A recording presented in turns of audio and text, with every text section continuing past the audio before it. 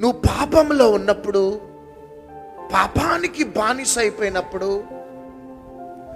నువ్వు ఆయన చెప్పింది చేయకుండా నీ సొంత స్వచిత్త ప్రకారం వెళ్తూ ఆయనకి దుఃఖకరంగా, అవమానకరంగా నువ్వు బ్రతుకుతూ ఉన్నా, స్టిల్ నీ దేవుడు అంటున్న మాట ఏంటిదంటే, నేను నిన్ను విడిచిపెట్టను.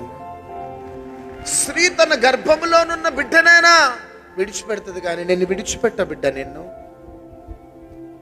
చూడుము, నా అరిచేతుల మీదుగా నిన్ను చెక్కుకొని ఉన్నానంటున్నాడు. నువ్వు అగ్నిలో నడిచిన నీతో పాటు ఉంటాడట, నువ్వు జలములలో నడిచిన నీతో పాటు ఉంటాడట. నువ్వు వద్దు ప్రభువా, నేను వెళ్ళిపోతాను, నా దారిలో నేను వెళ్ళిపోతానని నువ్వు ఆయనను విడిచిపెట్టి వెళ్ళిపోయినా, నిన్ను విడిచిపెట్టని దేవుడున్నాడు. ఆయన పేరే యేసుక్రీస్తు ప్రభు. గట్టిగా చప్పట్లు కొడదాం.